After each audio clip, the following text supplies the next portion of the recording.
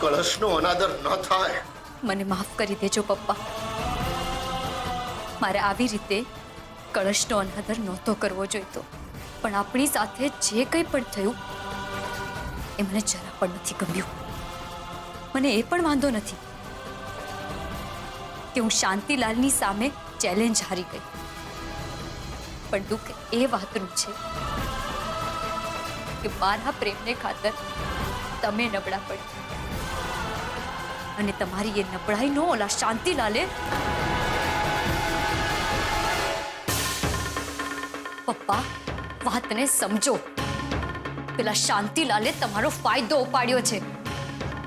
ફાયદા કે નુકસાન નહીં કોણ ગણે છે બેટા? કિંજલ, મારી સામે જો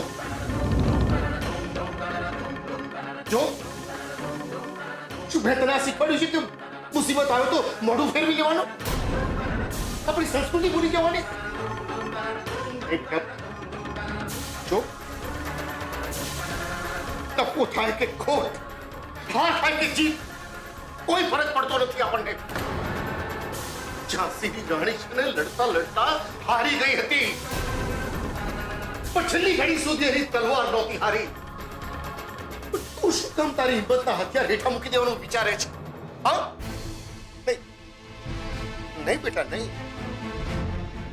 અરે આવા તો કેટલાય શાંતિલાલ આવશે અને જશે. હું શું તને પ્રેમ કરવાનું છોડી દઉં? એક વાત બરાબર સમજી લે છે, આપણે બધા જે આવીશું ને એ જ આપણું ઘર.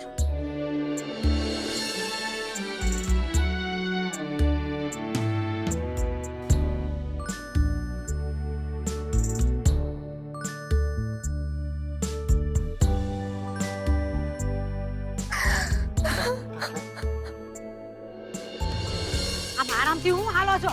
ફટાફટ પોટલાની હાથે હાથે ટાટિયા ઉતાવળા રાખો પૈસા. તમારા જેટલું વજન છે તો આમાં. અરે અરે અરે આસુ બા, તમે ખાલી બોલ્યા રાખો, આ પોટલું ઉચકો એટલે ખબર પડે. અને ઓ બા, પોલીસ સરોદને ટેમ્પો ભેગી મોકલીને ભેગું આ સામાન્ય મોકલી દેવાની જરૂર હતી, તો તમારો આભાર ખાસ. એ જ તો બા, તમે આખો દિવસ મારો વાલો મારો કાનુડો કરીએ રાખો છો, એટલે શું મારી પાસે આ પથારાના ગોવર્ધન ઉચકવાના? એ ગોવર્ધનિયા, ખબરદાર મારા કાચના અને ચાંદીના વાહણના પથ્થરા કીધા છે. એના વાસણ ઓ બા, તો પહેલા કેમ ના કીધું? બા, બીજું શું શું છે તમારા ખજાનામાં?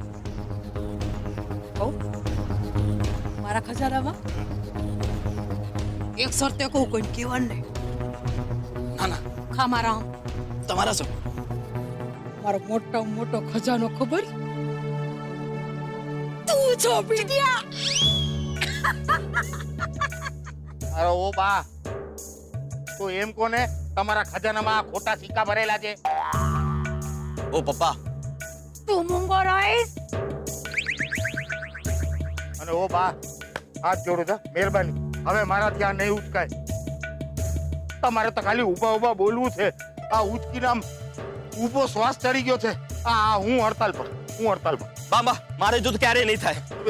અરે અરે અરે અરે અરે, મારા ભોળ જેવા દીકરા માણા જેવા માણા થઈને આમ પાણી પી ગયા. અરે ઊભા થાઓ ભાઈ સાહેબ, ઊભા થાઓ છો કે નહીં તમે બે જણા? ઓ બા, આ પોટલામાં ચાંદીના બદલે સોનાના વાસણ હશે ને, અને તમે મને કહેશો ને લઈને ભાગી જા, તો એ નહીં. એમ નહીં?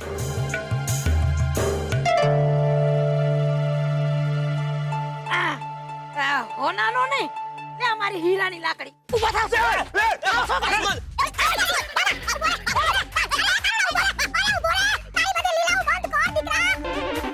એ ભગવાન, ક્યારેક તો મારી સામે જો બોલો નાલાયક વયો ગયો. આ પોટલા કોણ ઉપાડશે? એનો બાપ. સાચી વાત છે, એનો બાપ જ ઉપાડશે ને.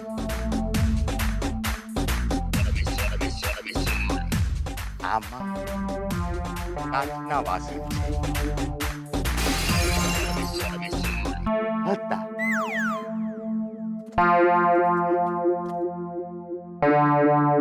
આમાં ચાંદી નથી.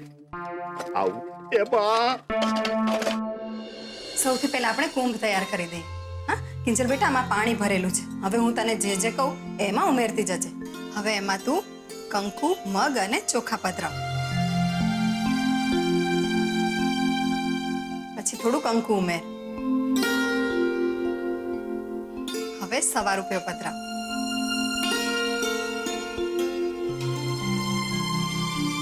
અને હવે એમાં 5 પાન ગોઠવી દે.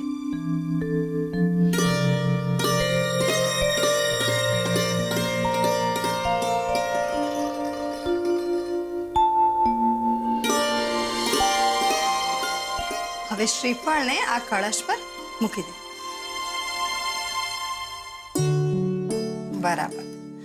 હવે આ કળશને પણ ચારે બાજુ એક એક ચાંદલો કરી દે.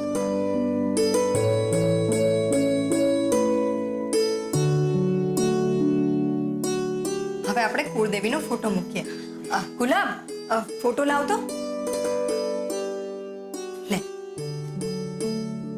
હવે માતાજીના ફોટાને કંકુ અને ચોખા કર.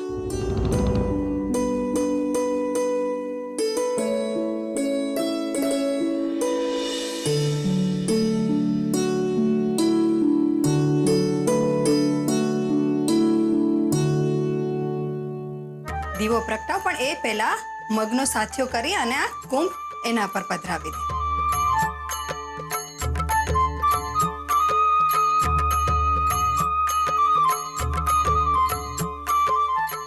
હવે આપણે માતાજીને આરતી કરીએ.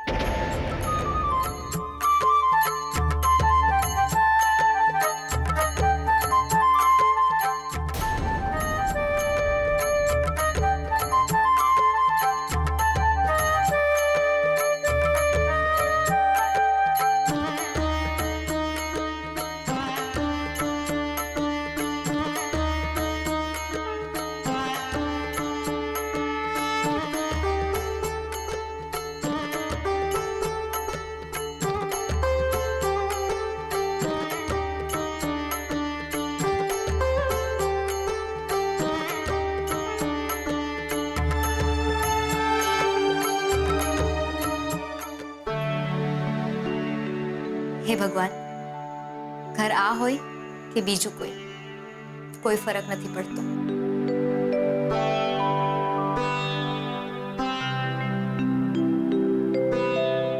પણ ઘર જ્યાં પણ હોય અમે લોકો ખુશ રહીએ, સુખી રહીએ અને સાથે રહીએ. ભગવાન, તમારી આવી જ કૃપા અમારા પર વરસાવતા રહેજો. બસ આટલી જ પ્રાર્થના.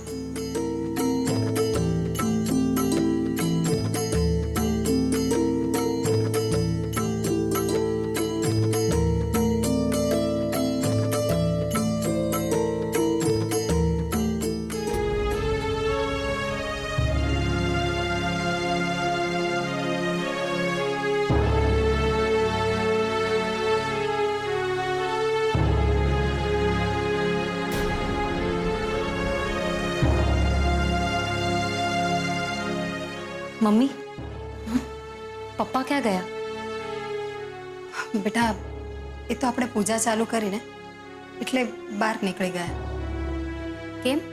તું હોસ્પિટલમાં હતી ને ત્યારે જ એમણે મનમાં ગાંઠ વાળી દીધી હતી કે જ્યાં સુધી મારી કિંજલ ઠીક નહીં થાય ત્યાં સુધી હું ભગવાનનું મોઢું પણ નહીં જોઉં.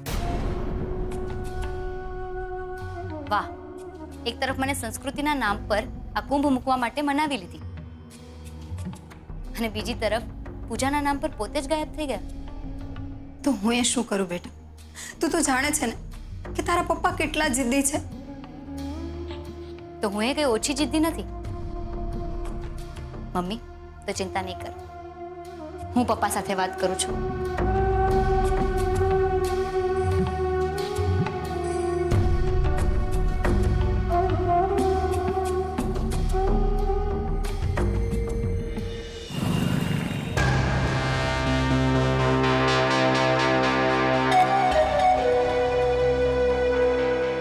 જોજો શાંતિલાલ, ઇન્વેસ્ટ કરવું છે કે પછી પેલા ફ્લાયઓવરની જેમ આ પ્રોજેક્ટમાં મારા હાથમાંથી સરકાવી લેવો છે? હા,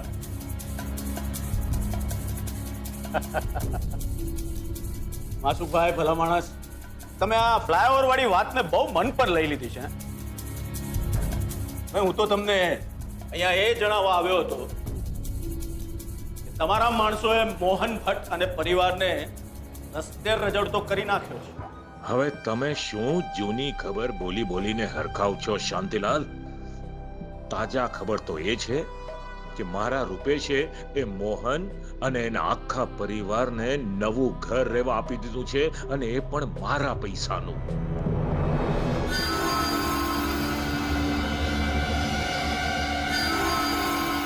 થયું શું કર ક્યાં ખોવાઈ ગયું? વેવાઈની પરિસ્થિતિનું દુઃખ થાય છે કે પછી ક્યાંક તમારા વેવાઈની જેમ તમારો પણ તો ફરી જવાનો ઈરાદો નથી? અરે ના ભાઈ ના, એવું કઈ નથી, ચિંતા નહીં કરો. હું માત્ર એટલું વિચારું છું કે હવે એ લોકોનું આગળનું પગલું શું હશે. પગલું શું? બાકી રહેલા પૈસા માંગશે. મને પણ એમ જ લાગે છે. પણ તમે ચિંતા નહીં કરો, મારી પાસે એનો પણ તોડ છે. કારણ કે મારા માણસોએ જ્યારે મોહનભાઈના ઘર પર કબજો મેળવ્યો ને ત્યારે ઘરના કાગળિયા પણ કબજે કરી જ લીધા હતા. એટલે તમારે તો માત્ર હવે એક જ વાત વહેતી કરવાની છે કે મોહનભાઈએ જ્યારે કાગળિયા પર સહી કરી એ વખતે તમે એમને પૂરેપૂરું પેમેન્ટ આપી દીધું. પણ મારી વાત તો પૂરી સાંભળો. મને એક વાતનો જવાબ આપો. તમે જ્યારે મોહનભાઈને પૈસા આપ્યા ત્યારે ત્યાં કોઈ ત્રીજું હાજર હતું? કોઈ પણ ના. નહીં ને? બસ તો પછી હવે આ જ વાત ચાલુ રાખો. બાકી ખોટા સાક્ષી ઉભા કરતા તમને ક્યાં નથી આવડતું. હા માસુભાઈ વાહ. ખરું કહું તો મને એમ હતું કે મને તમારી પાસેથી ફક્ત કન્સ્ટ્રક્શન લાઈન વિશે જાણકારી મળશે. હા, તમે મને ખોટો પાડ્યો. બસ તો પછી અહીંયા આવી જ રીતે આવતા રહેજો ખોટા પડવા. ચોક્કસ મને ખોટા પડવું ગમશે. વેલકમ.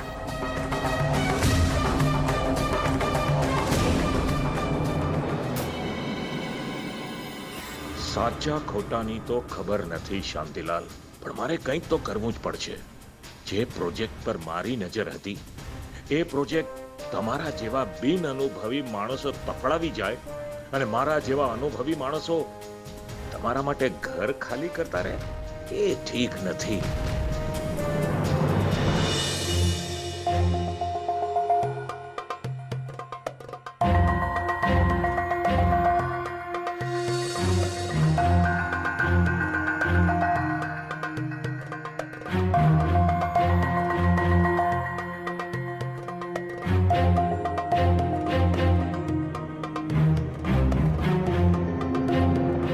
પપ્પા,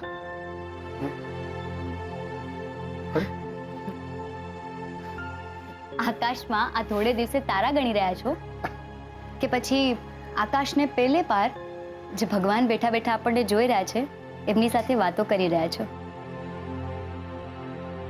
ને? ક્યાંક પછી એવું તો નથી ને કે તમે અમને બધાને કહ્યા વગર અહીંયા આવીને છાની છુપી પૂજા કરી રહ્યા છો? એવું જ લાગે છે મને તો. પપ્પા, યાદ છે તમને નાનપણમાં જ્યારે તમે અમને ત્રણેય બહેનોને મંદિરમાં પૂજા કરવા માટે લઈ જતા અને પછી તમે અમને કહેતા કે અહીંયા જ બેસજો, હું નીચે જઈને પૂજાની થાળી લઈ આવું છું. પણ અમે ત્રણેય બહેનો તમે જેવા જતા કે તમારી પાછળ ભાગી ભાગીને આવીને કહેતા પપ્પા પપ્પા પપ્પા.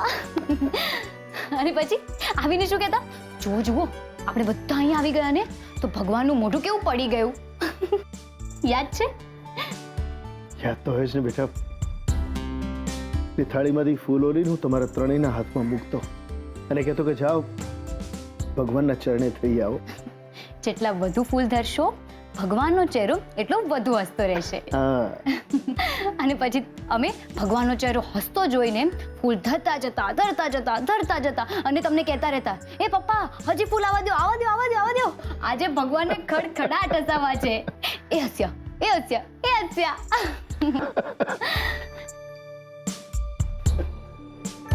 પપ્પા,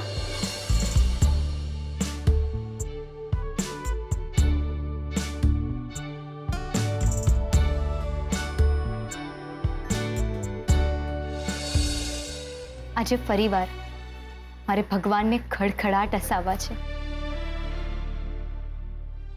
તમારી મદદ મળશે?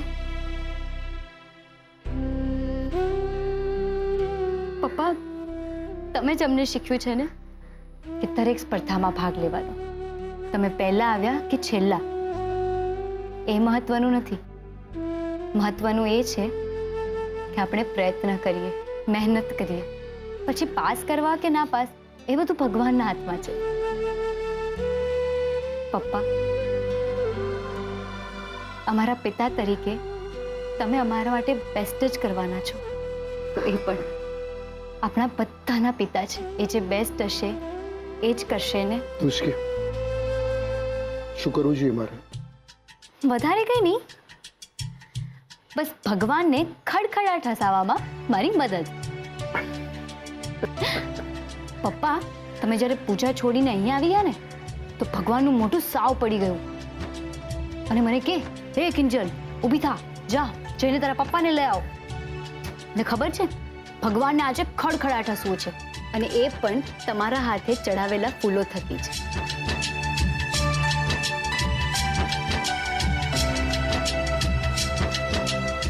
અને હા, ભગવાને હજુ પણ એક વાત કીધી મને, મારે રોજ હસવું છે, ખડખડાટ હસવું છે, આજે, કાલે, રોજ, દરરોજ.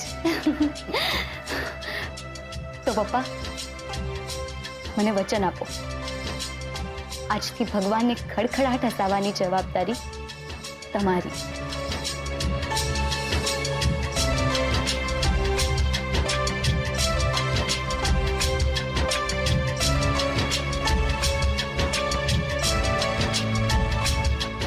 વચન.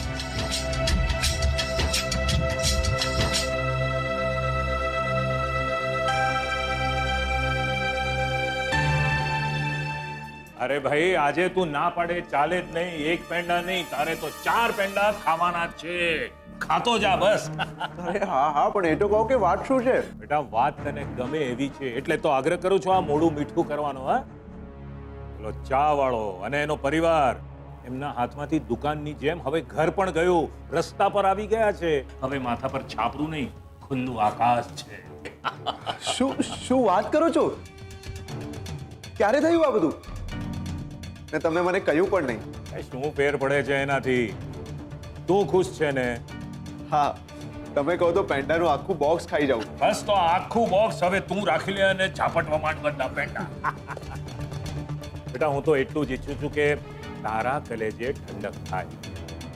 થઈને ઠંડક. કેમ ના થાય અંકલ? ત્યાં કેટલા બધા લોકો હાજર હતા અને કિંજલે બધાની વચમાં. જવા દો ને અંકલ, મૂડ ઓફ નથી કરવો. Good good. બેટા, હવે આ જ મૂડ જાળવી રાખજે કાયમ. ઓકે? અરે અંકલ, પણ મને એ તો કહો, આટલો મોટો ચમત્કાર થયો કેવી રીતે? શાંતિલાલ, બસ એટલામાં સમજી જા બધું. ઓહ, સમજી ગયો, બધું જ સમજી ગયો. દુશ્મનનો દુશ્મન આપણો દોસ્ત. બરાબર છે, પણ બેટા એક બહુ મોટો પ્રોબ્લેમ છે. તારો જીગરી મિત્ર આપણો દુશ્મન બની ગયો છે. એનું શું? એટલી મહેનત કરીને મેં એ ચા વાળાને ઘરમાંથી બહાર કાઢ્યો, રસ્તા પર લાવ્યો હું.